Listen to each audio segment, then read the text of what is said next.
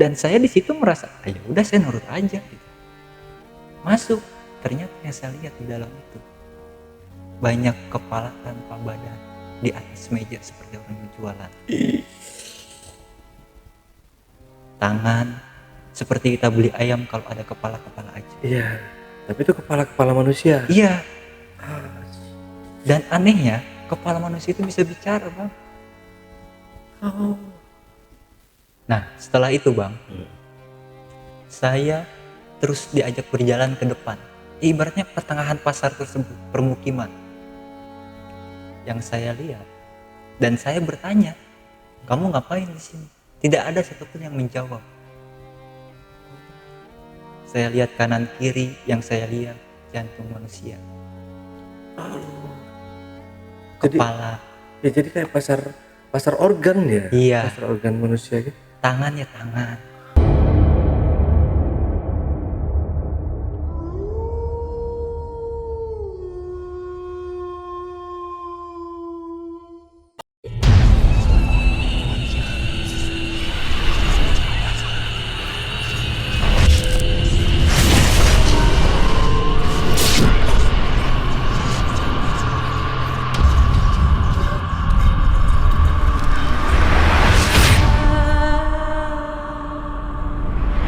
Warahmatullahi wabarakatuh. Jumpa lagi dengan saya, Ale, host Jejak Backpacker. Dalam obrolan misteri Jejak Backpacker kali ini, saya kehadiran seorang narasumber yang pernah mengalami kejadian mistis beberapa tahun lalu. Tapi sebelum narasumber kita menceritakan pengalaman mistisnya lebih lanjut lagi, jangan lupa untuk selalu support channel YouTube Jejak Backpacker. Subscribe, like, komen, dan share sebanyak-banyaknya video-video YouTube Jejak Backpacker. Tak lupa juga saya ucapkan terima kasih buat teman-teman subscriber dan penonton dimanapun berada yang sampai hari ini sudah mensupport channel YouTube Jejak Backpacker. Dan buat kalian yang punya pengalaman menarik yang mau ceritanya diangkat di channel YouTube Jejak Backpacker, kirim cerita menarik kalian melalui nomor WhatsApp yang saya cantumkan di bawah ini. Oke, assalamualaikum. Waalaikumsalam. Bang Rian. Iya. Wah, terima kasih Bang Rian sudah hadir di studio Jejak Backpacker. Sama-sama, Bang. Perjalanan cukup jauh Bang ya. Cukup jauh. Bang Rian dari mana Bang? Saya dari Karawang. Dari Karawang. Iya. Oh, tadi naik motor ya sini? Iya, kesini naik motor. Macet nggak? Alhamdulillah enggak. Enggak ya. Ini kita sampai sahur kali di sini. Iya, bisa jadi.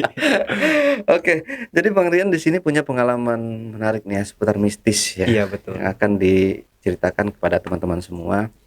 Mungkin Bang Rian bisa di-spill sedikit dulu aja kisi-kisinya. Bang. Jadi sebelumnya terima kasih ke Bang Ale yang sudah mau menerima saya ke sini.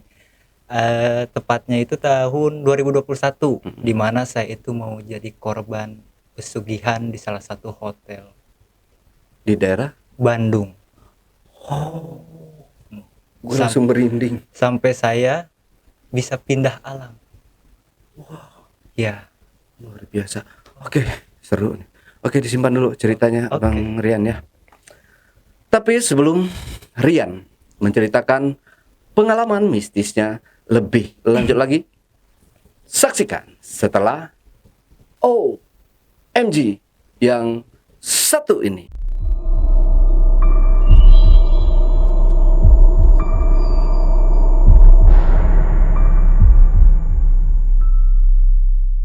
Oke. Hampir jadi tumbal. Bang. iya betul. Wow. Oke, langsung aja mungkin Bang Rian ya. Oke. Biar menyingkat waktu, kita langsung sahur nih nanti. Oke, silakan Bang Rian. Jadi kejadiannya itu pada tahun 2021 untuk bulannya saya tidak ingat, lupa lagi. Tepatnya itu hari Kamis malam Jumat. Saya itu ada tugas dari tempat kerja itu suruh inspeksi proyek yang di daerah Bandung. Untuk namanya saya samarkan aja. Saya harus ke lokasi A pada hari Kamis tanggal sekian. Singkat cerita, sebelum saya melakukan perjalanan, malamnya itu saya briefing bersama teman saya. Katakanlah namanya Diki. Nah, setelah briefing, tetapi dalam firasat saya itu saya tidak mau berangkat terus, malas. Yang biasanya saya semangat. Iya. Nah, sampailah jam 12, saya tidak bisa tidur. Saya bisa tidur setelah sholat subuh. Baru saya bisa tidur. sampai saya bangun sekitar pukul jam 10 pagi. Kemudian prepare untuk jam 1 saya berangkat. Jadi rencananya itu saya mau berangkat hari Kamis jam 1 siang. Tiba di mana pukul menunjukkan 13.00. Jam 1 ya. 1. Nah, lanjutlah saya berdua menggunakan mobil transportasi dari perusahaan. Singkat cerita, dari Kerawang ke Bandung tidak ada kendala. Perjalanan menempuh kurang lebih 2 jam. Karena ada beberapa kendala. Kurang lebih saya keluar tol itu sekitar jam setengah 4. Dilanjutkan untuk makan, sholat, dan yang lainnya. Nah, tibalah di mana tempat saya bekerja atau mengontrol proyek itu. Setibanya saya di situ, di bedding atau tempat penginapan orang-orang proyek, itu ada satu bapak-bapak umurnya yang cukup tua, sekitar 50 lebih. Namanya belum diketahui sampai sekarang dan orangnya juga saya tidak tahu kemana itu. Dia bilang, "Pak, mohon maaf." "Ya, kenapa? Bapak ke sini berapa orang?" "Saya 2 orang." "Ada apa?" "Bapak harus bersyukur." Di situ saya bengong. "Kenapa, Pak?" "Yang menjaga Bapak bukan orang biasa." Yang menjaga? "Iya," bilangnya gitu. Oh. Sedangkan saya ke proyek tersebut hanya 2 orang. Nah, singkat cerita, pukul menunjukkan setengah 6. Saya bergegas untuk mencari penginapan. Karena saya hobinya itu penginapan yang lebih asri, menyatu dengan alam. Jadi ada sekitar 30 atau 40 menit dari tempat kerja saya itu. Singkat cerita, pukul 6 menunjukkan. Nah, dari pukul 6 itu saya memutuskan untuk istirahat, sholat, dan makan yang lainnya. Entah kenapa, setelah saya melakukan aktivitas tersebut, hujan, angin sangat lebat. Saya dihadang oleh itu, sehingga kurang lebih itu sekitar 2 jam. Jarak pandang antara rumah makan ke tempat parkiran itu tidak kelihatan. Padahal hanya 15 meter kurang lebih. Nah, setelah itu saya memutuskan untuk cari penginapan hotel secara online. Iya. Nah, membuka salah satu aplikasi pemesanan dan alhamdulillahnya saya dapat dengan harga yang terbaik. Dia sudah menyiapkan untuk sarapan dan makan yang lain-lainnya. Di situ saya tergoda. Dan akhirnya saya memutuskan setelah hujan reda berangkat. Setelah saya berangkat, kenapa hotel tersebut menunjukkan ke permukiman warga? Hanya cukup 2 mobil, tetapi jika ada mobil yang berlawanan arah, kita harus sangat pelan, mengalah. Sempit banget ya. Sempit banget. Singkat cerita, setelah saya beberapa menit di perjalanan, entah kenapa jalan tersebut itu menunjukkan bahwa ini tuh jalurnya ke gunung. Yang saya lihat itu sebelah kanan permukiman warga, terus disekat lagi sebelah kanan depannya nanti ada perkebunan seperti hutan. Di sebelah kiri yang saya bikin kaget, itu lebar sungai melebihi 10 meter. Kedalamannya mungkin sekitar puluhan meter sampai 50 meter. Di situ saya sangat berhati-hati karena lebat, hujannya, jalannya sangat curam, serta penerangannya kurang. Tiba di mana saya menemukan jalan yang berkelok. Saya harus membawa mobilnya lebih hati-hati karena takut di depan ada mobil. Entah kenapa yang saya lihat di depan belokan tersebut itu ada anak kecil. Nyebrang? Enggak, dia berdiri di pas belokan. Saya masih, apakah saya ini kecapean gitu, masih bertanya sama diri saya gitu. Nah, singkat cerita, saya sudah melewati hal itu. Saya tidak banyak bicara karena teman saya Diki ini cukup penakut. Dia nggak mau melibatkan hal-hal mistis. Nah, setelah saya naik ke atas lebih jauh lagi, tiba-tiba saya dihadang oleh sosok satu makhluk hewan. Entah, kemungkinan saya berpikir itu antara kucing dan kelinci. Sehingga saya memutuskan untuk berhenti sejenak. Saya takutnya kucing yang saya dilindas mati gitu.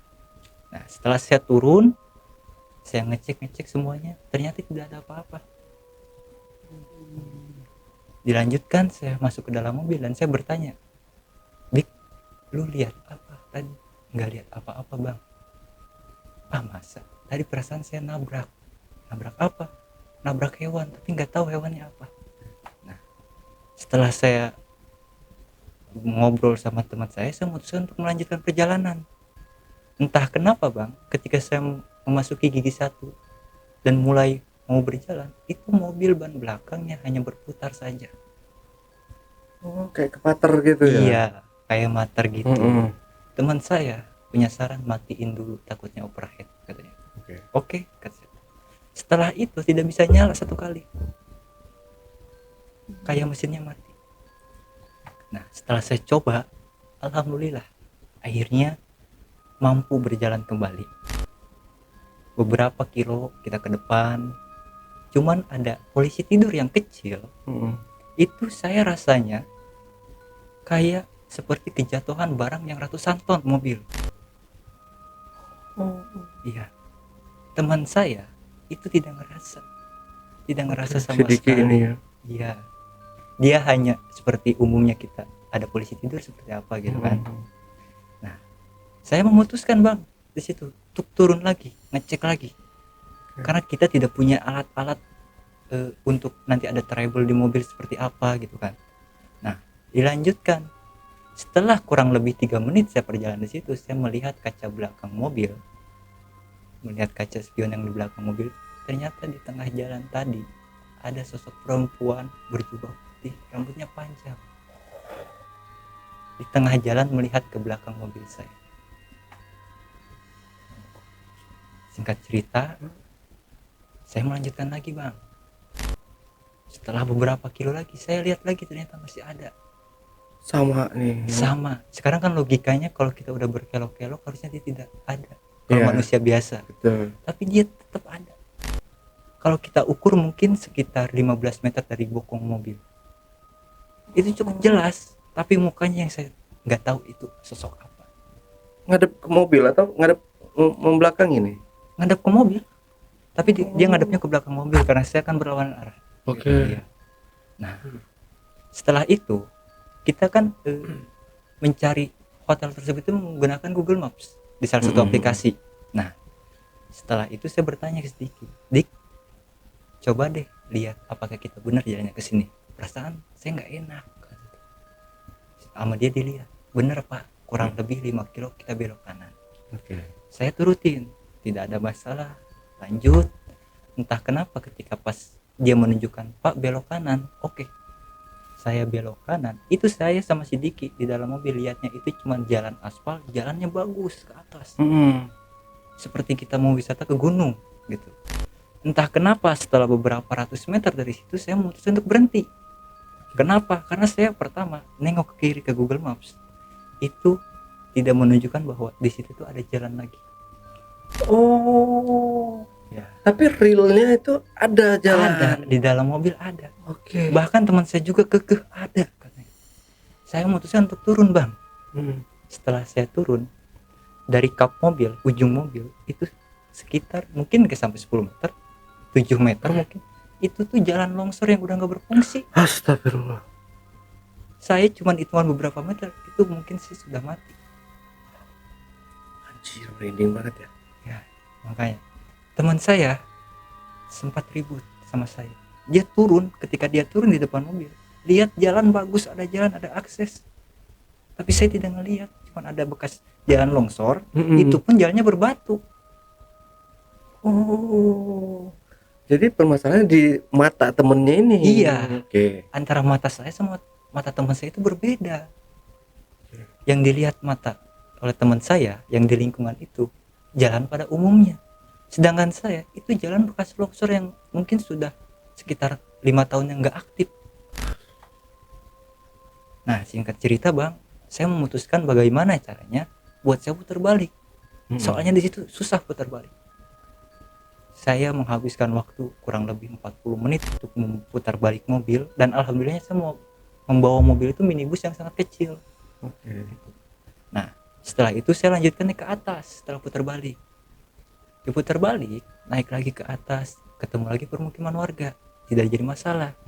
Ketemu lagi hutan. Anehnya, kenapa di pertengahan hutan itu ada satu warung yang buka tengah malam? Saya memutuskan untuk berhenti mencari kopi. Penjaganya itu ibu-ibu cukup tua. Dia menggunakan bahasa Sunda. Dia bilang kepada saya, kamu mau apa? Saya pesen kopi, bu, ini kata saya. Oke, udah selesai, kita beberapa menit ngopi. Ketika saya mau bayar, teman saya bergegas ke dalam mobil duluan. Karena suasana dan cuacanya itu cukup dingin. Saya ditanya, kamu mau kemana? Saya mau ke hotel A. Apakah ibu tahu? Nggak tahu kan. Tapi ibu bilang, apa bu? Kamu hati-hati, mudah-mudahan kamu selamat sampai tujuan. Udah pesannya kayak gitu. Udah pesannya kayak gitu. Dan di situ saya feelingnya udah nggak enak bang. Saya rasanya pengen mutusin balik ke Kerawang. Di situ. Nah, dilanjutkan bang, saya naik lagi ke atas. Di Google Map tersebut bang, sampai mungkin 10 kilo lebih, saya nggak menemukan hotel tersebut. Tapi yang saya temuin itu ada pos ronda, ada 3 warga yang sedang ngeronda. Saya bertanya, turun, punten pak, ya ada apa? Saya mau nanya, kalau hotel A tersebut lokasinya di mana? Jawaban bapak itu membuat saya bingung. AA putar balik, ada gardu kayu belok kiri. Sedangkan Google Map tersebut menunjukkan bahwa kita tuh harus naik lagi ke atas.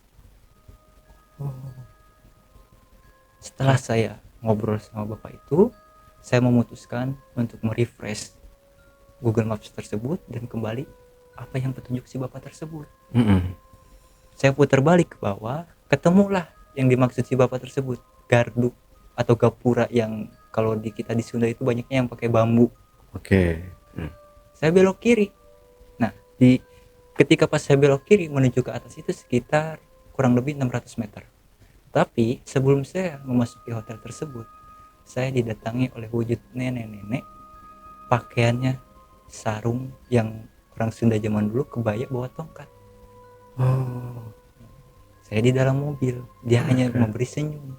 Saya refleks itu memberi senyum kembali serta memberi klakson karena menghormati warga di situ. Singkat cerita, sudah sampai di parkiran lobi. Saya pas banget di depan lobi sejajar parkir itu. Ketika saya pertama kali turun di mobil, itu saya dibuat bingung. Kenapa bingung? Ini hotel atau emang gedung tua? Bangunannya zaman dulu, banyak pilarnya. Yang saya lihat itu kumuh. Ya. Tetapi teman saya melihat itu tuh hotel mewah. Singkat cerita bang, kita ke resepsionis. Anehnya, hotel sebegitu besar, kenapa resepsionisnya cuma ada satu, itu pun laki-laki. Teman saya asik main game di HP, sampai nggak bisa memperhatikan lokasi sekitar. Nah, saya bergegas untuk ke resepsionis menanyakan, permisi pak, saya mau check in karena saya sudah pesan lewat aplikasi, pembayarannya pun sudah transfer. Dan dia jawabnya sangat datar, dingin badannya, beda seperti manusia yang bernyawa. Mukanya pucat, warna kulitnya beda kayak kita bang. Ya, tapi seperti resepsionis yang normal. Pakaiannya semuanya normal. Iya. Ya? Dia minta saya liatin bookingannya, minta KTP saya kasih sama dia dipoto. Oke. Nah, setelah itu saya bertanya, Pak, apakah bisa naik lift? Dia jawab dengan secara seperti yang marah, gak boleh, katanya gitu. Saya disitu bengong. Kalau ibaratkan kita itu sudah kena mental, ya kena mental. Melihat resepsionis yang seperti biasanya itu ramah-ramah, murah senyum, itu dia jawabnya yang sangat tegas, gak boleh. Tapi tidak ada raut wajah menunjukkan bahwa dia itu marah. Nah, setelah itu saya bertanya lagi, kamar saya di nomor berapa, lantai berapa? Ada di lantai 2 katanya. Kamarnya tidak disebutkan. Nah, saya buka HP. Kenapa yang saya ketika buka HP nunduk ke bawah, yang tadinya dia ada di depan meja resepsionis, ketika saya membalik dia sudah ada di atas tangga. Secepat itu. Sekarang logikanya kalau kita berjalan pasti kedengeran. Iya. Tapi dia enggak. Dia ada di pertengahan tangga. Tapi nggak langsung curiga tuh. Saya curiga. Oke. Ini bukan manusia. Soalnya kalau manusia berjalan itu pasti normal. Nah, di situ karena saya tidak mau menakuti teman saya diam, pendem sendiri. Nah, singkat cerita, sampai di kamar saya. Itu tuh ada lorong kamar hotel seperti biasanya. Dan anehnya, kenapa dia cepat banget baliknya? Sedangkan posisi kamar saya ke tangga itu kurang lebih ada beberapa kamar, sekitar 6 kamar. Saya bingung, teman saya langsung masuk karena kecapean. Tapi ketika saya melihat ke lorong belakang hotel, itu ada balkon, melihat 2 anak kecil yang sedang berlarian melewati gedung di balkon itu 2 kali. Yang 1 kali saya lihat 2 anak kecil, tapi yang kedua kalinya 1 anak kecil. Saya di situ tuh merasa bingung. Anak kecil yang 1 lagi kemana? Takutnya jatuh pengunjung hotel ini. Saya memutuskan mau lihat tadinya, mau mengecek apakah itu benar-benar manusia atau bukan. Baru saya beberapa langkah, hati saya menunjukkan jangan. Saya memutuskan masuk ke kamar. Nah, setelah itu Bang, saya bersama teman saya itu bersih-bersih karena mau beristirahat. Semua barang, pakaian, alat-alat sama saya sudah dirapihin. Nah, teman saya bilang, "Yan, ya seger banget airnya." Seger kan. Kayak baru dia tuh kayak menemukan air yang sangat segar gitu. Nah, terus saya nanya, "Habis ini kita mau ngapain?" "Kita ngopi aja di balkon." Menghadap ke parkiran mobil saya, Bang. Nah, setelah itu barulah saya cuci muka. Tetapi yang saya alami kenyataannya bau amis dan warnanya kuning. Oh, beda sama yang dirasakan si Diki ini. Beda. Yuk. Dan saya bingung. Di situ saya ya ibaratnya saya mau muntah. Saya ngambil tisu basah, gak jadi saya cuci muka pakai air. Karena sebelum saya ke muka, saya dicium dulu. Ternyata baunya itu seperti bau amis dicampur bangkai. Nah, lanjutlah Bang, saya ngopi di balkon. Happy kita ngopi sambil bercanda ngobrolin besok aktivitas apa nih. Setelah beberapa jam setelah ngopi, saya melihat ke arah bawah ke parkiran mobil yang tempat saya parkir. Ada 2 anak kecil yang tadi saya lihat sedang bermain di mobil. Tapi logikanya Bang, kalau anak kecil umur 5 tahun gak mungkin gak bisa naik ke atap mobil. Tetapi ini yang satu di atap mobil, yang satu di bawah. Kayak menunjukkan seolah-olah, "Ayo tangkap saya, yuk kita main," gitu. Di situ saya langsung, "Dik, lu lihat ke mobil ada apa?" "Gak ada apa-apa Bang." "Seriusan?" "Iya." Justru saya dibilangnya ngaco. "Ah, lu ngaco kali, lu kelelahan, banyak pikiran, banyak beban." Setelah itu, karena dia bosen Bang ngelihat tingkah laku saya aneh, dia tidur duluan dan saya pun menyusul untuk tidur. Sedangkan Gordon Hotel pasti yang putih itu agak tembus pandang ya. Nah, setelah saya tidur Bang, ternyata saya dihadirkan oleh yang mengetuk pintu 3 kali. Tok tok tok 1 sampai 3 kali. Saya tanya, "Siapa?" Takutnya housekeeping. Itu nggak ada. Ketika saya mau buka pintu keluar lorong, nggak ada siapa-siapa, kosong sama sekali. Nggak ada intip dulu dari celah yang di pintu buat ngintip itu? Nggak ada. Oh, nggak ada. Nggak ada. Setelah saya buka, lihat tengok kanan kiri ke lorong, nggak ada sama sekali. Di situ saya melanjutkan bang untuk tidur istirahat, gitu kan.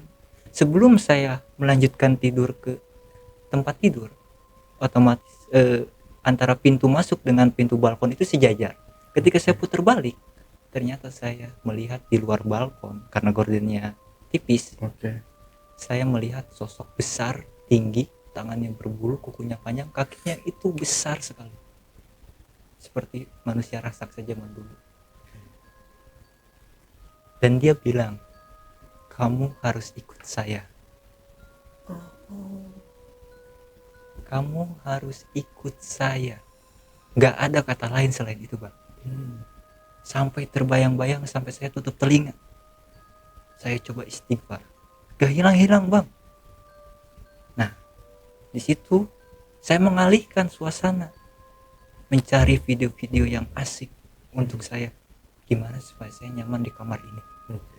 Tetapi ketika saya coba memutuskan untuk tidur, memejamkan mata, yang saya lihat itu bang, di pintu balkon ada sosok perempuan, tangannya 4, rambutnya acak-acak, lidahnya panjang, berbulu. Apanya? Lidahnya? Aduh. Lidahnya berbulu, tangannya berbulu. Dia hanya ketawa. Ketawanya keras. Ya mungkin kalau secara manusia keras, itu semua kamar itu pasti pada bangun bang. Saya coba istighfar lagi, istighfar. Tapi saya di situ bingung antara mimpi apa kenyataan. Setelah saya bangun dari bed, gitu ya, saya melihat baju, laptop, berkas semuanya berhamburan. Semuanya tidak rapi, seperti kita kemalingan, diacak-acak di mana aja. Antara saya mau membersihkan tapi rasanya takut gitu bang. Tapi saya memberanikan diri. Setelah saya membersihkan, merapihkan, saya coba, takutnya ada maling yang mau ngambil berkas saya, karena ada beberapa yang penting. Setelah saya lihat, itu dari kertas HPS yang tadinya ada printan, tulisan, schedule, ternyata kosong seperti kita beli baru. Setelah saya buka lembar demi lembar di map itu, ternyata ada 1 tetes darah. Tetesan darah? Iya, ada 1 tetesan darah, warnanya merah pekat. Yang saya ambil, saya coba cium, ternyata baunya sama seperti bau air tadi. Lanjutlah bang. Setelah itu saya anggap mungkin saya halu. Setelah itu saya tidur. Setelah saya coba memejamkan mata beberapa menit, tiba-tiba saya seperti yang berubah, yang antara di dunia nyata dengan dunia goib itu berbeda. Saya berasa berubah aja, berbeda gitu. Saya berasa berpindah alam,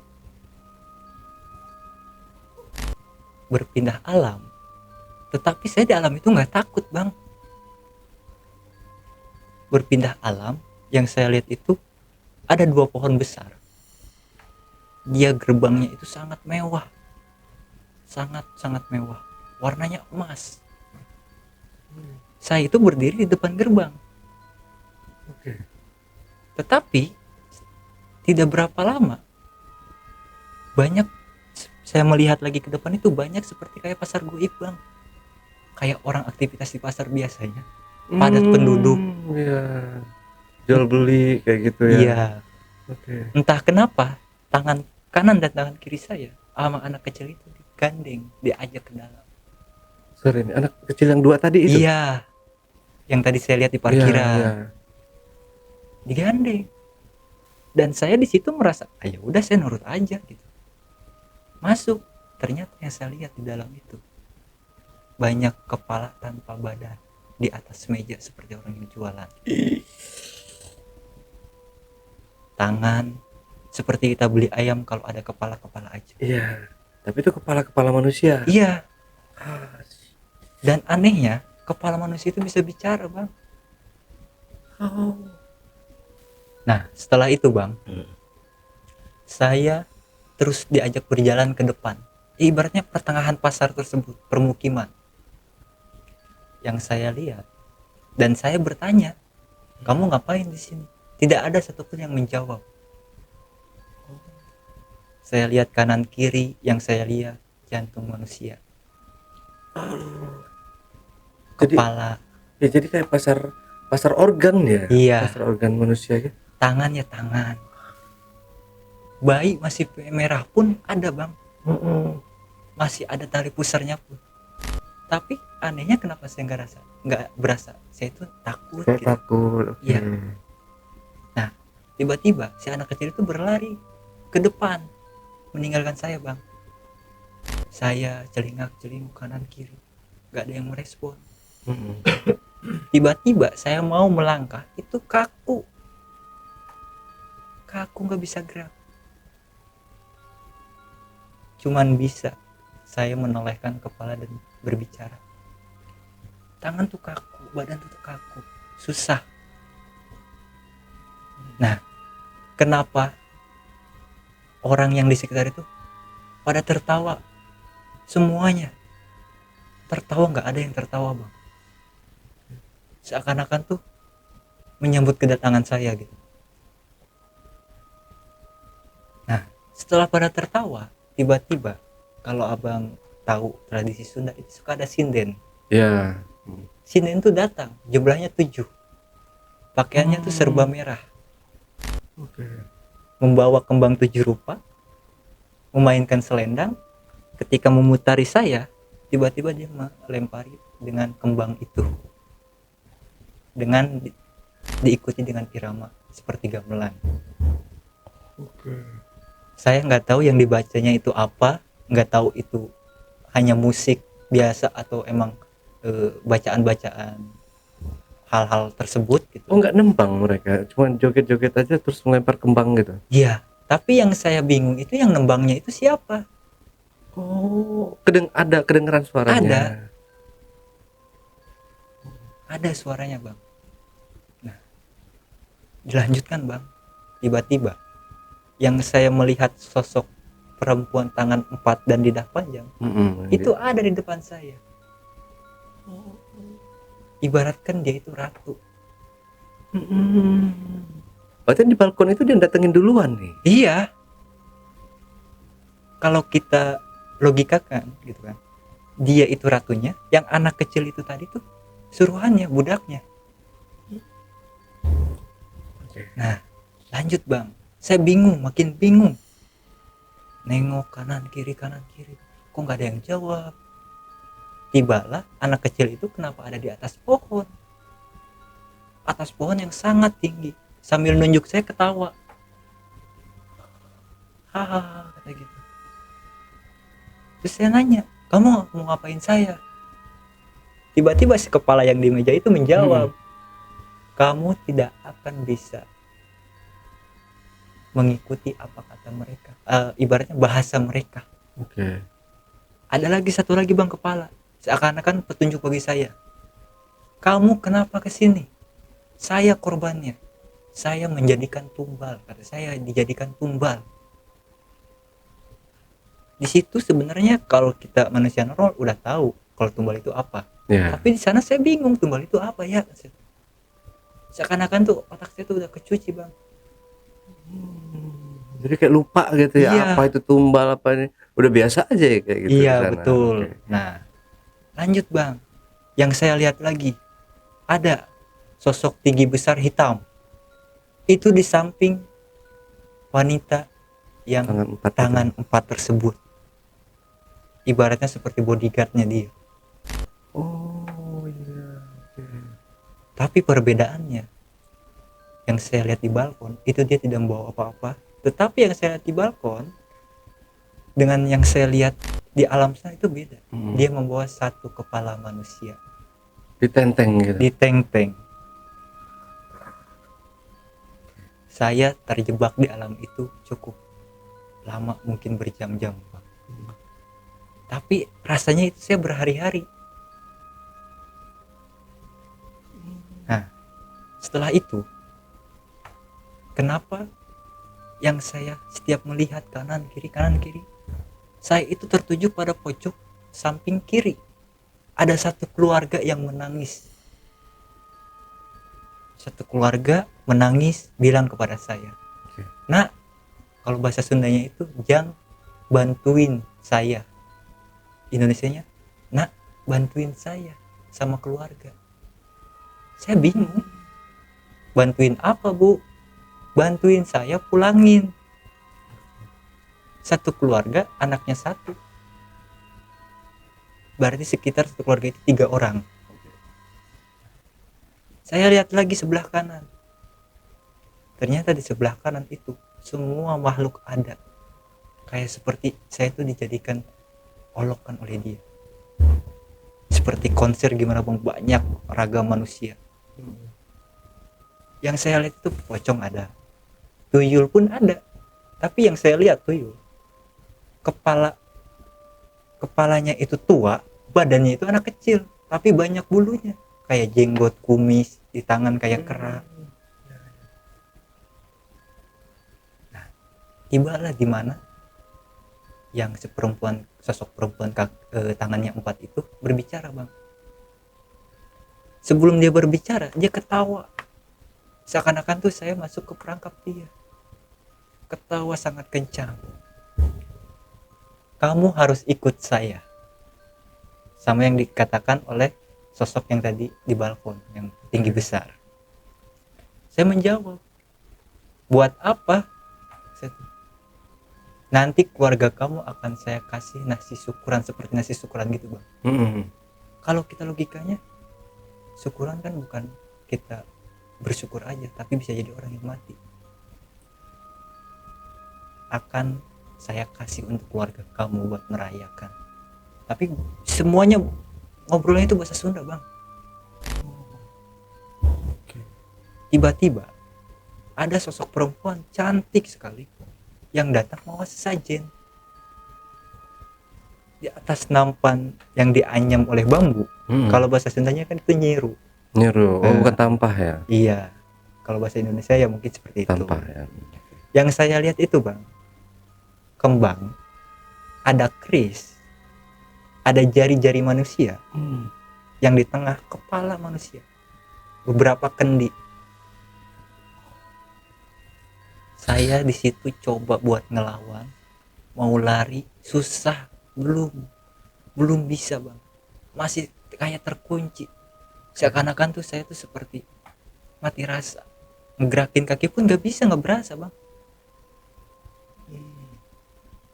Nah, tiba-tiba ketika saya nengok ke kanan, kenapa wujud kakek-kakek yang sangat menyeramkan itu di depan saya? Saya teriak, refleks. Saya teriak. Itu tuh gak sampai meteran bang, depan persis. Nah, ternyata si kakek-kakek tersebut, kalau kita diibaratkan, dia itu pemimpin ritualnya bang. Dukunnya lah kali ya, Iya. dalam bahasa manusianya. Nah, saya nanya, "Kek, kamu ngapain saya?" "Kamu gak usah banyak bicara, ikutin yang saya sebut, ulangi sama kamu. Ada beberapa ajian, mungkin saya sampai sekarang gak mau disebutkan, takut saya masuk lagi bang. Saya hafal gitu, tapi saya gak mau disebutkan, cuman saya berani nyebutkan dalam hati aja gitu. Ada beberapa tembang Sunda yang mungkin saya cukup ngerti, dan juga ada yang tidak saya ngerti. Tetapi kenapa dia menyembelih ayam hitam, serba hitam atau cemani, darahnya itu digolok, itu dioleskan ke leher saya.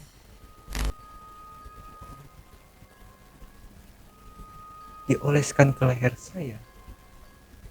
Dan tiba-tiba saya sesak napas. Tetapi dengan keyakinan saya sebagai orang Islam, saya terus baca doa bang. Tidak berselang lama, cekekan itu hilang. Tetapi si ratunya tersebut, sosok yang tangannya 4, itu marah besar. "Kamu," katanya, gak mau ngikutin apa kata saya, kamu mendingan jadi budak saya, gak ada lagi harapan katanya. Tapi dengan semuanya itu logatnya itu Sunda semua bang, gak ada yang Indonesia. Saya nanya, kamu mau saya alasannya apa, masih belum dikasih tahu bang. Nah itu tuh semua kalau kita di pasar para pedagang dengan ya kalau saya lihat pakaiannya itu serba hitam kayak pakaian Sunda dulu. Ada perempuan beberapa yang pakai kebaya. Itu tuh ikut marah bang kepada saya. Ada satu pedagang, dia ngambil kepala yang di meja manusia itu, yang kepalanya itu nangis. Entah nangisnya seakan tuh memberikan petunjuk, tapi saya nggak ngerti bang. Nah setelah itu dilempar ke anak kecil, ke anak-anak yang kecil itu. Sama anak kecil itu dimakan bang. Astagfirullahaladzim. Matanya diambil, kulitnya. Sekarang bang logikanya, rambut walaupun gampang diatur, tapi kalau kita tarik gak bakal langsung ke kulit bang, tapi itu ditarik langsung ke kulit, Langsung lepas dari kulit. langsung lepas bang. Otaknya diambil, dimakan. Marah gitu. Saya bingung bang di situ, gimana caranya, mau saya mimpi atau kenyataan, pokoknya saya bisa keluar kan situ. Entah kenapa ada satu keluarga lagi yang berbeda bang, di tempat yang sama. Bilang lagi dia kepada saya, kamu jangan kesini katanya. Saya korban katanya, korban pesugihan. Oh, sama kayak yang keluarga yang satu tadi itu ya. Iya. Setelah keluarga yang satu itu bilang pesugihan, terus sudah berselang lama nggak ada yang ngasih petunjuk lagi, ternyata keluarganya itu sama. Tetapi dia mempunyai 4 anak, 2 remaja, 2 masih kecil, balita. Anehnya yang si balita digendong oleh ibunya tidak ada kepala dan kaki, hanya tangan sampai ke batas kemaluan.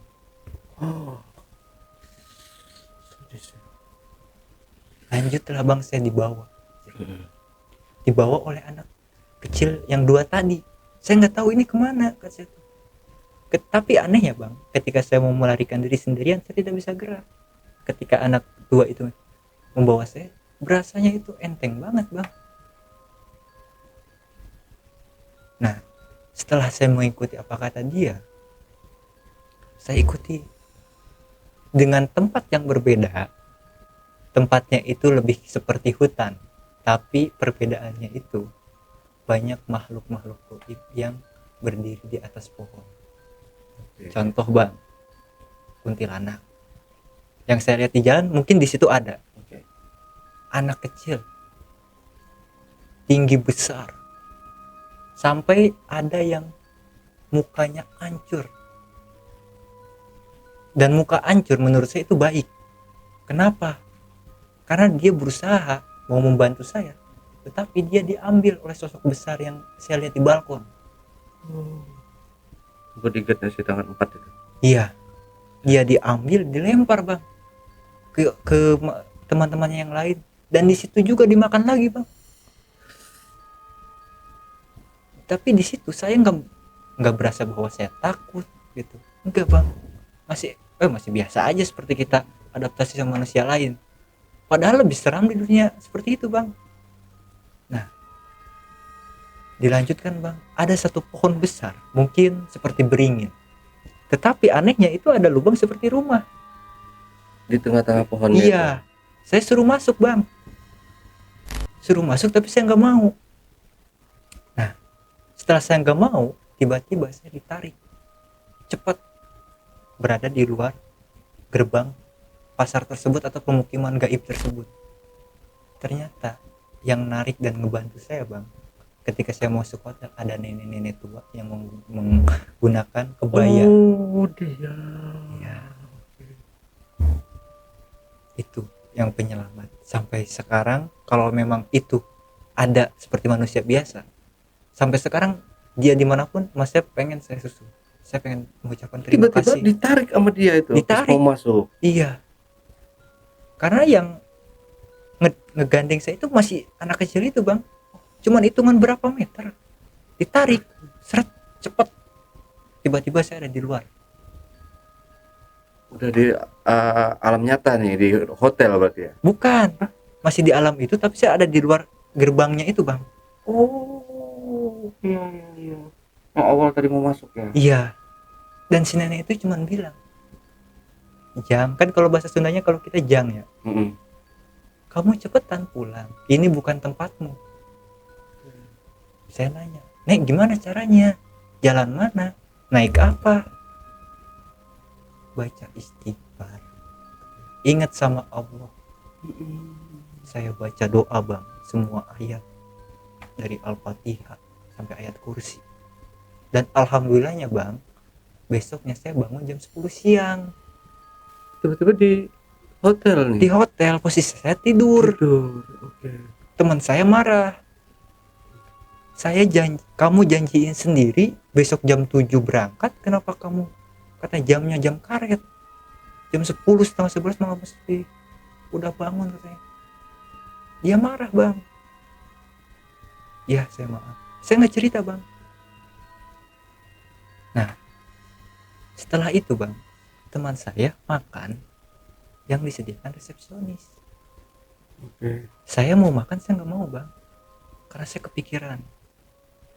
Saya lanjut buat bersihin mobil karena banyak embun.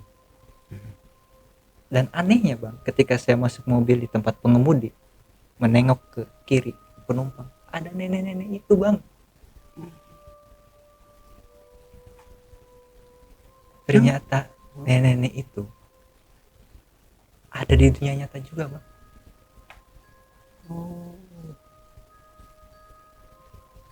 Saya coba manasin mobil, terus saya turun bang, nyamperin nenek-nenek itu. Saya jawab, saya bertanya, nek mau kemana? Ah nenek mah katanya, dia suka gini, jalan-jalan olahraga, udah tua, umur mah nggak tahu, dia bilang gitu.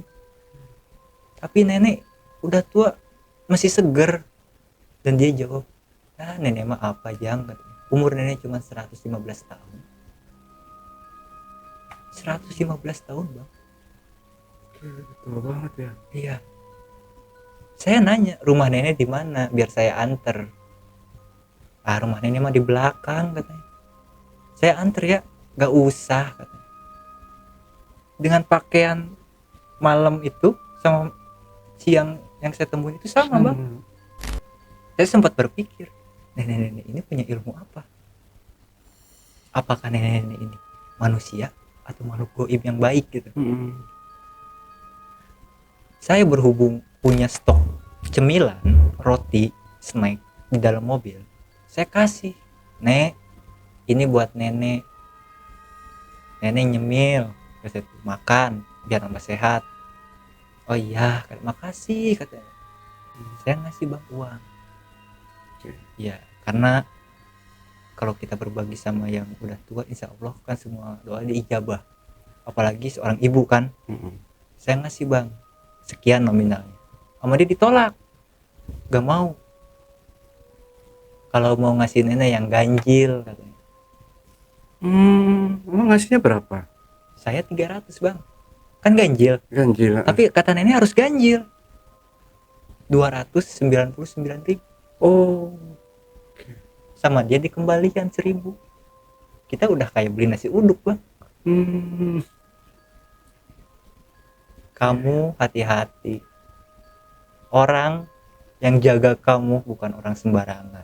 Sama seperti orang proyek itu. Saya masih bertanya sampai saat ini, siapa sih orang itu? Siapa sih yang ngejaga saya? Kamu masih beruntung nak katanya. Walaupun hidup kamu katanya gak seperti orang lain yang bisa beli mobil, beli motor, pengen ini itu, tapi kamu sedikit-sedikit rezekinya ngalir katanya. Ditanya kalau bahasa Sundanya wedalan itu hari lahir. Oke. Wedalan kamu kapan? Hari Senin. Hari Senin tanggal 27 Mei. Bagus. Karena kalau di Sunda itu hari Senin itu bunga wangi di mana-mana. Gak lama setelah saya ngelap mobil, si nenek itu katanya pengen muter-muter dulu. Aneh ya bang, nggak sampai 1 menit saya membalikan ke belakang, nenek itu gak ada, Udah hilang. udah hilang. Oh. Udah hilang, saya nggak tahu dia jalan kemana. Nah lanjutlah bang, dimana pukul menunjukkan 12 siang saya prepare ke tempat kerja. Setelah prepare, saya membungkus nasi atau sarapan yang di salah satu hotel tersebut. Oke. Sampailah saya di tempat lokasi proyek. Saya tidak melihat si bapak-bapak yang kemarin bilang kamu hebat, yang mendampingi kamu bukan orang biasa. Saya nggak nemuin bang. Padahal saya punya data para pekerjanya. Nah setelah itu, menurut saya itu di situ tuh berasa males bang, punya beban, sakit badan. Itu saya memutuskan, saya lapar, pengen makan.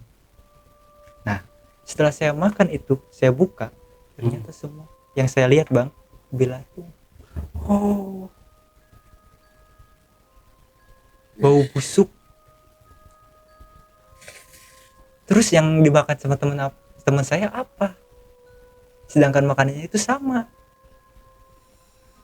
belatung dicampur darah. Nah di situ bang, saya diteror lagi bang. Saya pulangnya itu maghrib. Nah saya ke hotel, tapi saya tidak nginap, hanya ngambil beberapa peralatan buat saya lanjut ke proyek kedua, lokasinya di Sumedang. Nah selama saya di Sumedang, sama saya disasarin juga. Pas perjalanannya ini. Iya, saya ke Sumedang keluar tol Cileunyi. Kemarin kan dulu nggak ada tol ya. Nah, lewat permukiman. Saya disasarin bang. Yang saya lihat itu jalan ada 2 cagak. Oke. Ada rambu-rambu. Ini ke daerah A. Saya ngambil ke kiri. Ketika saya turun bang, saya ada di tengah makam. Astagfirullah. Jadi makamnya bukan saya di area makam, jalan, tapi ada di pertengahan makam. Mau pintu masuk ke makam. Dan anehnya lagi teman saya tetap kekeh. Ini jalan biasa. Tapi waktu itu nggak ngeliat map nih. Ngelihat map juga bang. Lihat map juga, di map juga sama, masih ada jalan. Ya mungkin saya berpikirnya ini jalan yang belum direnovasi karena masih ada kayak bebatuan tanah gitu. Tapi ketika saya kemarin sebulanan yang lalu memeriksa proyek yang di Sumedang, itu saya nggak ngelewatin jalan ini bang. Saya masih ingat beloknya di sini. Nah setelah itu saya nggak memperhatikan map lagi bang. Ada warung lagi, tapi warung itu si bapaknya itu selalu diamnya di dalam warung, ngasihin kopi, udah masuk. Sampai saya bingung mau bayar, ini kemana ini orang. Nah tibalah saya di proyek tersebut bang, tengah malam. Berhubung saya dikejar, hari ini harus beres, ini beres. Oke, saya hati saya tersentuh bang. Ada satu kakek-kakek di pinggir jalan, gelap, mungkin bisa dibilang hutan atau perkebunan. Itu lagi makan, kayak kelaparan bang. Sampai sedih saya. Saya kasih roti yang saya beli. Kayak udah ya, gak usah makan ini lagi. Ini uang buat kakek. Kakek sehat-sehat, kakek mau pulang kemana? Saya antar. Kakek mau ke bawah, tapi kaki kakek itu sakit. Saya taikin bang ke di belakang. Kayak di mana? Di depan, gak jauh. Setelah menemukan pertokoan yang kampung yang ramai, saya lihat bang nggak ada. Kakek-kakek itu hilang. Dari dalam mobil itu? Iya. Tapi teman saya ngelihat masih ada. Saya bertanya, Ki, kakek-kakek tadi mana? Itu orang si kakek ada di belakang lagi ngemil roti katanya. Wah, ada. Kasih tahu. Saya nggak bilang Ki nggak ada, karena saya tahu Diki itu takutnya minta ampun, penakutnya. Dia kalau ditakutin nggak mau lagi dia kerja sama saya, nggak mau ikut lagi. Lebih baik dia di kantor katanya. Dia juga kalau saya takutin, mungkin di malam itu juga dia nekatin buat pulang bang, makanya saya selalu jaga. Gitu. Dia orangnya sangat penakut bang.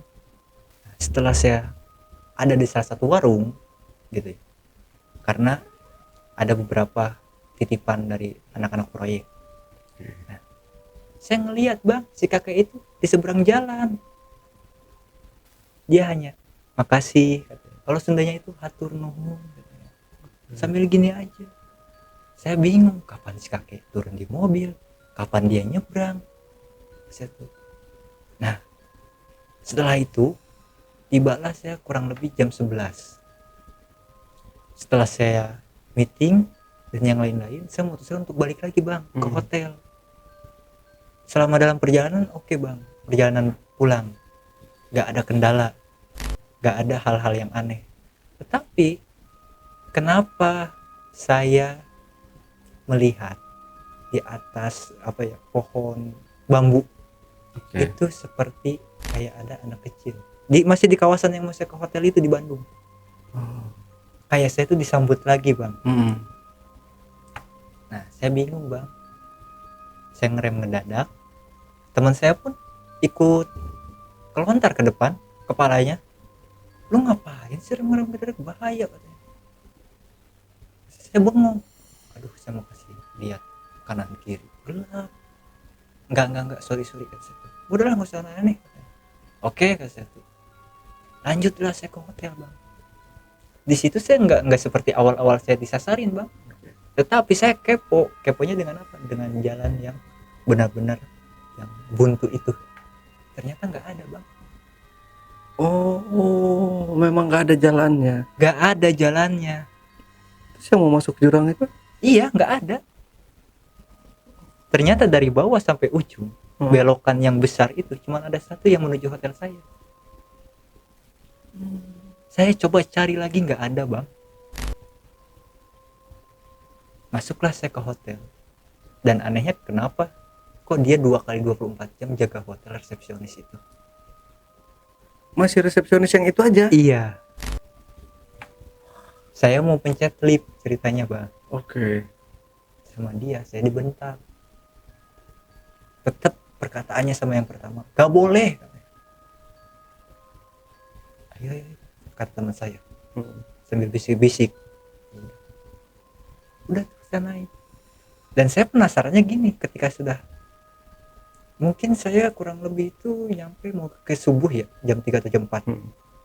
Nah di situ tuh saya kepo bang, karena di lorong itu kayak seperti balkon, baru bawahnya itu lobby gitu. Saya keluar pintu, yang saya lihat gitu bang, banyak anak-anak bang,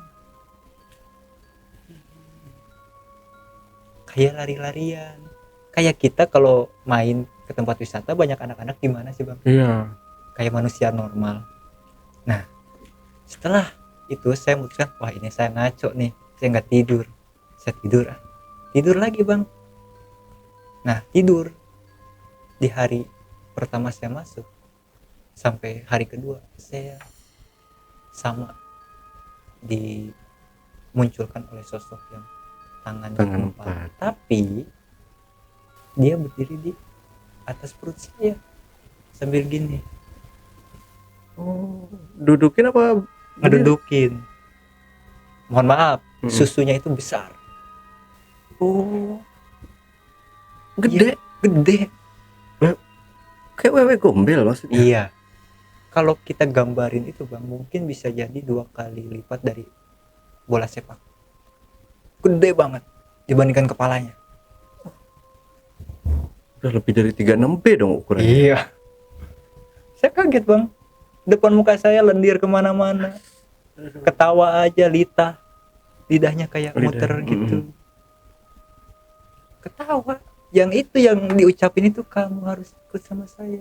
Mungkin yang ketika malam pertama saya nginap di situ, dia nggak berhasil, saya dibantu oleh nenek itu. Dia datang lagi bang. Oh, berarti nih dia, berarti dia dalam mendudukin itu tuh dalam keadaan nggak ada pakaian kayak gitu? Iya. Dan mohon maaf, vaginanya ada lidahnya. Ini serem banget. Iya.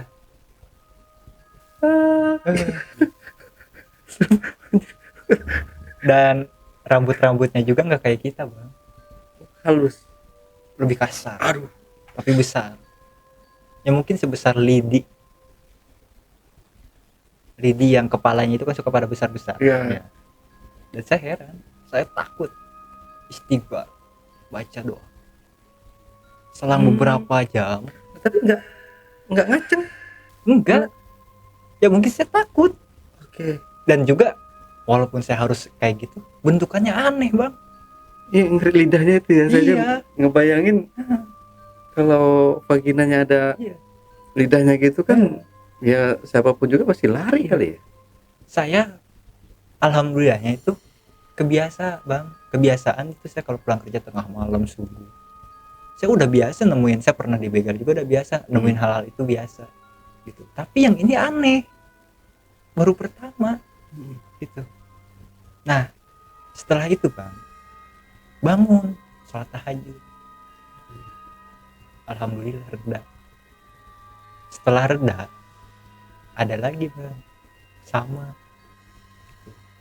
Tapi ini mah sosoknya itu duduk putih, ya bisa sebut Miss Kunti lah.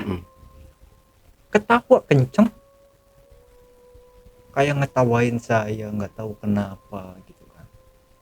Nah saya coba tuh buat netralin saya, gimana caranya biar saya tenang.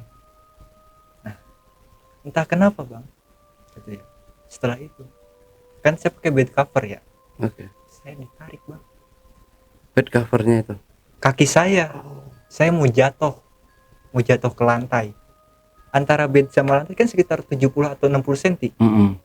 Nah saya tuh mau jatuh bang, setengah badan tuh udah mau jatuh. Tapi yang saya rasa itu tangan yang narik kaki saya itu ada bulu, tangannya besar, kukunya panjang. Bodyguard itu tadi ya. Iya. Nah berhubung besok saya udah nggak ada kegiatan bang gitu kan, karena semuanya katanya online, gara-gara saya yang kemarin kesiangan katanya. Nah dilanjutkan bang, saya masih bengong di depan balkon ngopi apa. Saya ngopi nyeduhnya itu pakai air yang dikasih, air mineral biasa. Tapi yang saya rasain, kenapa kopi hitam kalau dicampur air yang bau amis itu gimana bang, gak jelas, bau bangke. Saya 2 hari nggak makan bang, sampai di titik dimana saya memutuskan kita mau berapa lama di sini, saya memutuskan buat pulang aja. Nah sebelum pulang bang, tiba di jam 2 siang saya ke proyek lagi. Gimana katanya, oh nggak ada kendala pak katanya, ini katanya. Kenapa saya didatangi bapak-bapak tadi, yang bapak-bapak awal saya ke proyek? Ya. Dia marah bang ke saya. Kalau bahasa Sunda kasarnya ya bang ya, maaf, sia buruan gerak balik. Kalau kita, lu cepetan gerak pulang katanya, cepet pulang katanya, gak usah ada di sini lagi. Saya nanya, pak saya punya salah apa? Saya tugas dari pusat ke sini buat ngontrol, cepetan lu pulang katanya. Tapi ada kata-kata yang samar, karena dia ngebentak saya itu sambil balik badan pergi. Lu petaka katanya. Oh ya mungkin yang di hotel itu bang, lu petaka katanya. Saya masih bingung bang. Nah karena barang-barang saya ada di hotel, ketika saya mau check out setelah 2 hari itu bang, barang-barang saya hilang. Gak ada di dalam kamar itu. Gak ada. Saya nyari itu sampai beberapa jam, sampai tepatnya itu jam 4:30. Jam 4:30 saya ditelepon sama orang lapangan, pak ada yang jatuh di lantai 2, di lantai 3. Sekarang gimana? Meninggal. Bapak bisa nggak bisa, sibuk gak sibuk, harus kesini. Ini tanggung jawab bapak. Iya kata saya tuh, karena tanggung jawab pusat, mau asuransi dan yang lainnya. Dan anehnya bang, lantai 3 itu kita bisa katakan 20 meter lah, atau 15 meter. Harusnya kalau jatuh ke pasirnya itu bukan pasir ini bang, seperti pasir pantai gitu, tapi dia langsung mati. Darahnya keluarnya dari mulut sama hidung terakhir gitu kan. Logikanya gini, separah-parahnya dia patah tulang atau enggak kritis lah gitu. Ini ke pasir bukan ke batu, karena pasir itu kan banyak bang buat ngebangun itu. Saya ke salah satu rumah sakit bang, yang saya lihat tiba-tiba di matanya itu keluar darah,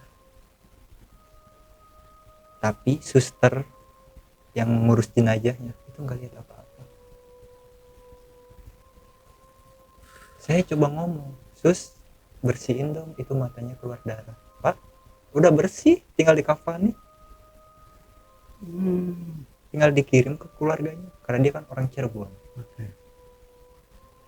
Nah setelah saya di rumah sakit itu ngurus ke pihak ambulan, alamatnya ini, terus rekannya suruh saya libur dulu, kamu ikut deh sama ambulan ke sana, nanti permohonan maaf dari perusahaan tolong sampaikan, nanti besok lusa mungkin dari pusat mau ke sana, tanggung jawab.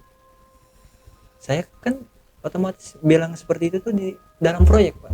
Yeah. Nah kenapa si bapak itu marah lagi kepada saya? Saya dilontari dengan kata-kata maaf kotor, semua kata-kata hewan dia lontar. Kamu petaka, pergi kamu. Saking saya sakit hatinya dikatain gitu, saya cari, tadinya saya mau diberhentiin, tetapi nggak ada nama dia. Katakanlah namanya misalnya ya Jarwo, sama saya itu cari nggak ada nama Jarwo. Di list perusahaan di database karyawan itu ya? Iya, ada 68 yang orang lapangan, bukan termasuk orang infeksi. Itu nggak ada yang namanya Jarwo. Tiba-tiba menuju maghrib saya ditelepon oleh resepsionis hotel tersebut. Pak, barangnya ketinggalan. Intonasi bicaranya seperti kita manusia. Ketika saya ke sana, ternyata yang saya lihat itu nggak ada bangunan hotel bang. Oh iya, nggak ada hotel sama sekali. Jalan setapak yang menuju lahan kosong. Terus yang saya kemarin ke situ tuh apa gitu kan. Nah karena teman saya kekeh tetap ngeliat ada bangunan hotel sama, jalan sama, saya enggak bang. Nah saya cobalah putar balik, ketemu salah satu warga yang jual nasi uduk tengah malam. Saya ngobrol, kata teman saya, lu kalau mau makan ya, gue di dalam mobil aja. Oh ya udah, ngobrol sepanjang lebar. Ternyata bang, yang kejadian kayak gitu tuh bukan 1-2 orang, sudah lama. Warga di situ sudah nggak aneh. Dan saya bilang, bu, saya korban dong. Iya. Tapi syukur alhamdulillahnya kamu masih dilindungi sama Tuhan. Banyak orang Bogor, orang Jakarta yang ke situ, menginap di situ, tapi bukan hotel. Dia udah menginap di bawah rumput-rumput aja. Ketahuan sama warga. Saya semua ceritain dengan detail. Terus si nenek-nenek ini kemana? Ciri-cirinya yang saya sebutkan. Dia nggak tahu. Di sini nggak ada nenek yang kayak gitu. Umurnya yang 100 lebih nggak ada katanya. Nah, setelah itu bang, beberapa jam saya di kota buat relax, gitu. Nyari coffee shop gitu kan. Tibalah di mana jam 12. Ya udahlah, saya putusin pulang ke Karawang. Lagian juga udah pada beres. Oh iya, di Karawang antara jalan tol kilometer Karawang Bandung itu pada larang 110, saya dikagetkan dengan sosok wanita, tapi di belakang mobil bang. Saya lihat kaca spion itu ada, sampai-sampai saya nyerempet mobil orang, hampir kecelakaan. Posisinya mas cewek ini sama kayak yang pertama kali nih, yang pertama kali pergi itu kan ada cewek iya, di belakang. Sama putih. Dia lagi. Nah, saya kan posisinya itu di jalur kiri, belum di jalur kanan yang utama. Berarti masih jalur yang banyak mobil besar. Ya. Ketika saya mau ke kanan, saya nggak lihat ada mobil, tapi saya lihatnya fokusnya ke belakang. Akhirnya saya keserempet dan mobil korban itu kacanya pecah. Kita berhenti dulu, kita tanggung jawab. Oke, kata saya tuh. Saya coba lagi bang, menjelang sekitar jam 1 lebih itu di kilometer 97 yang terkenal dengan Gunung Hejo. Nah, saya berhenti untuk istirahat karena itu favorit saya. Kalau 97 semuanya komplit. Nah, setelah itu ada anak kecil cantik banget bang, mungkin kelas 1 SD. Dia bilang, kak mau minta tolong, kenapa saya ditinggal sama keluarga saya. Lah kok bisa? Iya, anterin saya kemana? Ke sana. Tapi dia nggak nyebutin kota, arahnya ke sana. Saya kan bingung, kata tuh. Saya kan keluar di Kalihurip, terus keluar lagi di tol Karawang Timur, gitu. Ya udah ikut aja, iya katanya. Cantik banget.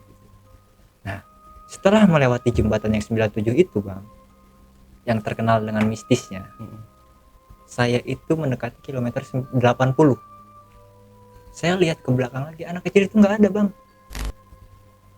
nggak ada sama sekali. Dan saya dikagetkan di kilometer 92 pas belokan yang tajam itu, perasaan saya tengah-tengah itu ada perempuan yang saya tumpangi berdiri di tengah jalan itu, hampir ketabrak. Saya bingung bang, saya pengen nggak mau nyetir saya, tapi teman saya nggak bisa. Itu saya. Tetapi setelah saya sampai rumah sekitar jam setengah 3, ibu saya keluar tiba-tiba bilang, ada tamu tuh, ajakin masuk. Kan tadi saya nganterin si Andri ke rumahnya, kan sedikit. Kenapa dia datang? Saya waktu nengok bang ke belakang, gak ada siapa-siapa. Nah, ibu saya bilang, gak mau diajak masuk, kasihan nungguin tuh dari tadi. Hah? Nungguin? Nah, setelah itu bang, saya cuek, saya nggak mau. Ibu saya mau bilang apa, saya nggak mau, bodo amat, kata saya tuh. Besok saya tiba-tiba sakit 3 hari, gak makan. Berarti hitungannya saya 5 hari sama di Bandung gak makan bang. Demam tinggi, dokter bilang, dok ini demam bukan, gak tahu ini penyakit apa. Padahal dari termometernya itu saya demam itu tuh kurang lebih 40 berapa derajat gitu. Harusnya itu tinggi, harusnya udah IGD gitu. Tiba-tiba mama saya minta air ke salah satu warga yang bisa, bilang ke mama saya, si Rian mau dijadiin tumbal.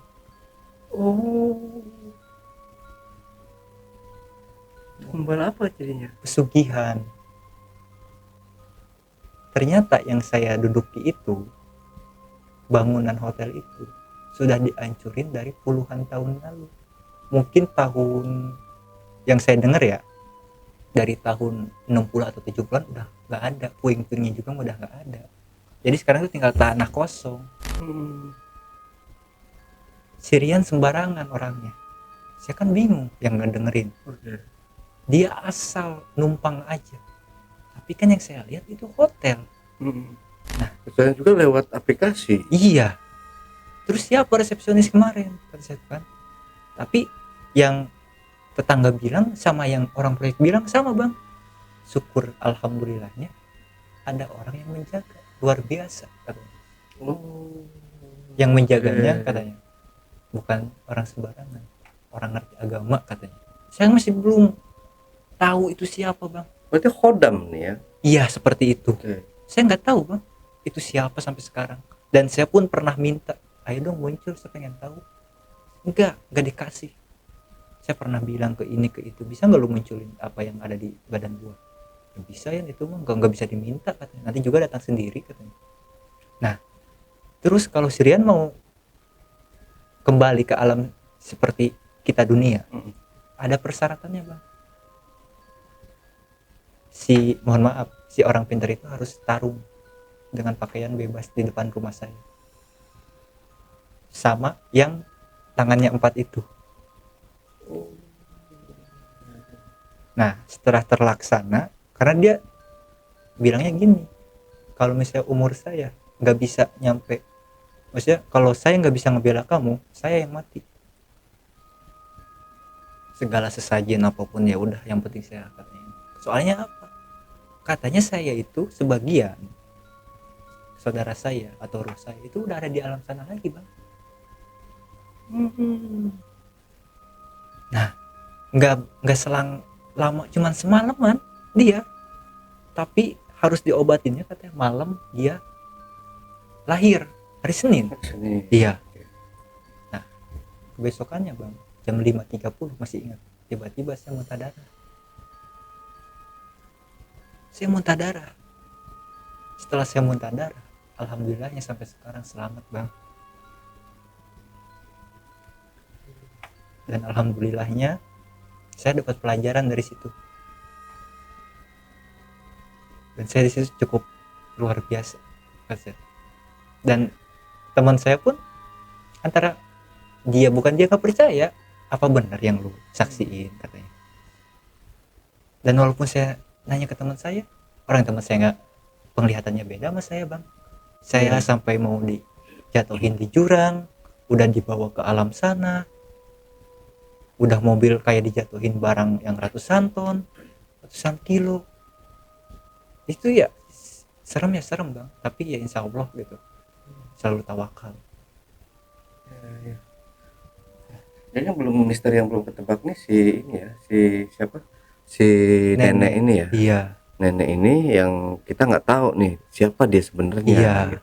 Sama si pendamping dari Bang Rian ini. Betul. Jadi Itu belum terpecahkan sampai sekarang itu. Belum bang. Saya coba iseng juga nanyain yang dulu pernah ngobatin saya.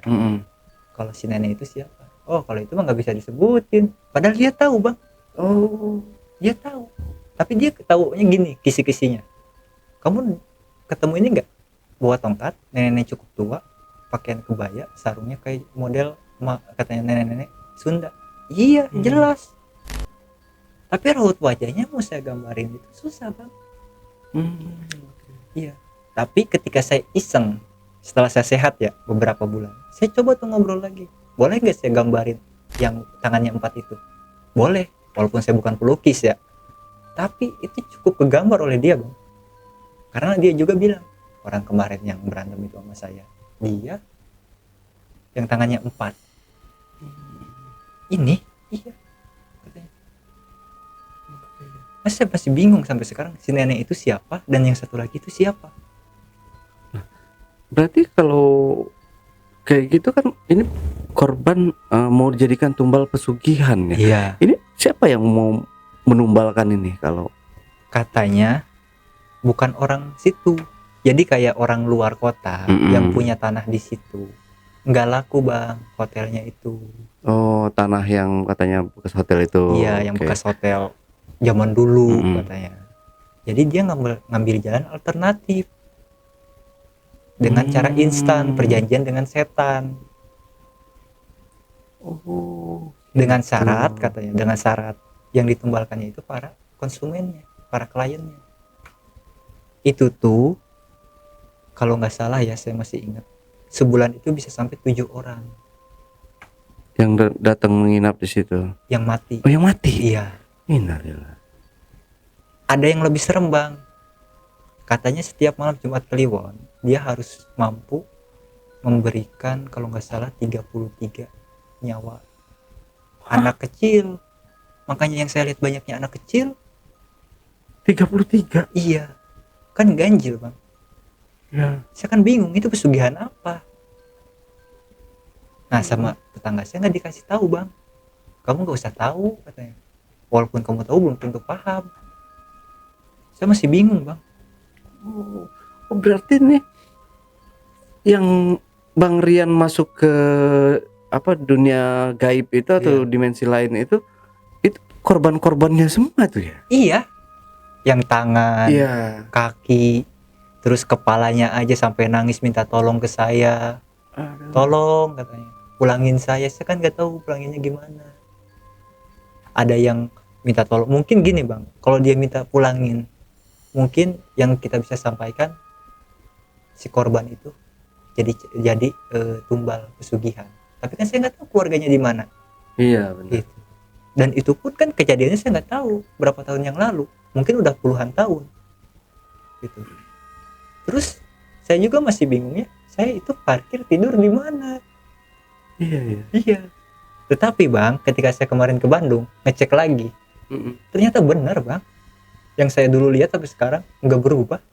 Cuman sekarang cuma ada spanduk dijual, tanah kosong. Tapi untuk jalan-jalannya sama. Tapi yang jalan buntu itu saya nggak ngelihat. Yang saya mau ke jurang.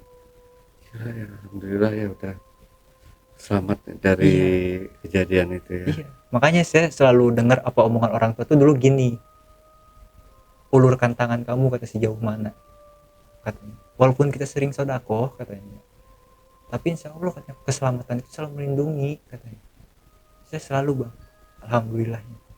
Nggak usah kita kasih tahu orang lain kan. Gitu. Ya kita udah umpet-umpetin aja gitu. Yang penting kita ibadah gitu kan. Gitu. Tapi alhamdulillah mungkin itu salah satu bang pelindungan saya gitu. Karena saya kalau di jalan pun ngelihat nenek-nenek yang kurang mampu, mohon maaf, suka kasihan. Suka berpikir nanti gimana orang tua saya kalau udah tua banget. Kalau saya udah menikah pasti saya jarang nengokin orang tua. Takutnya orang tua saya seperti itu gitu. Makanya saya selalu ingat itu bang. Alhamdulillahnya itu sampai sekarang selamat. Dan ada satu lagi mohon maaf, yang menjadi tumbal ternyata orang proyek saya bang. Oh ada Itu yang jatuh dari lantai 3. Tapi beda tempat anehnya. Ternyata dia tuh ngikut. Dia ngikut nggak kena saya, nggak kena teman saya. Nyarilah proyek yang ibaratnya yang pikirannya kosong. Ya sekarang kan logikanya kalau orang di lantai 3 cuman beberapa meter harusnya kan patah tulang yang paling parah, ke pasir kan. Ini enggak. Saya tahunya apa orang yang ngebantu buat nyembuhin saya. Tetap dia pengen kamu, tapi kemarin dia udah dapet. Siapa? Ada nggak yang mati di tempat kerja? Ada, orang Cirebon. Terus sekarang gimana? Kemarin sih katanya tetap pengen kamu, karena kamu itu kayak saya tuh menggoda buat dia bang gitu. Makanya saya nauzubillah min dzalik sih, ke depan saya nggak mau sembarangan lagi. Alhamdulillah ya. Alhamdulillah. Udah lepas dari kejadian kayak gitu bang ya. Dan mudah-mudahan ini gak terulang lagi. Amin, Bang Rian ya. Oke Bang Rian, terakhir Bang Rian, mungkin ada yang mau disampaikan ke teman-teman penonton di rumah, silahkan. Mungkin kesan dan pesannya. Kalau ke teman-teman yang di rumah, subscribernya Jejak Backpacker, saya cuma mau ngingetin, mau 100 perak pun kalian tetap ngasih kalau ke orang yang minta-minta. Soalnya kenapa? Sama saya telah kebukti bang sendiri. Dari mulai kita nih walaupun gak kerja, susah rezeki cari uang, insya Allah kalau kita selalu sedekah gitu, pasti kita diberi jalan bang. Betul. Gitu. Dan juga yang yang paling penting satu aja gitu. Doa yang benar-benar diijabah itu doanya orang tua, jangan pernah melawan. Karena saya bisa selamat sampai saat ini juga ada orang tua bang gitu. Ada doanya orang tua yang menyediakan tangga buat saya. Karena orang tua itu berpikirnya yang penting anak saya selamat, dia nggak dipikirin. Makanya kenapa orang tua itu doanya terutama ibu langsung diangkat ke langit ke-7. Itu sangat dahsyat. Makanya jangan pernah takut sama hal-hal mistis, tapi ya insya Allah kalau dengan hak dan kewajibannya dilindungi. Gini tuh aja bang. Oke Bang Rian. Oke Backpacker, itu tadi obrolan misteri Jejak Backpacker bersama narasumber kita Rian. Jangan lupa untuk selalu support channel YouTube Jejak Backpacker, subscribe, like, komen, dan share sebanyak-banyaknya video-video YouTube Jejak Backpacker. Dan buat kalian yang punya pengalaman menarik yang mau ceritanya diangkat di channel YouTube Jejak Backpacker, kirim cerita menarik kalian melalui nomor WhatsApp yang saya cantumkan di bawah ini. Wassalamualaikum warahmatullahi wabarakatuh. Oke, Bang Rian, terima kasih buat waktunya. Sama-sama. Wah, kita udah mendekati sahur nih, jam 2. Sahur di sini nih jadinya. Sampai jumpa.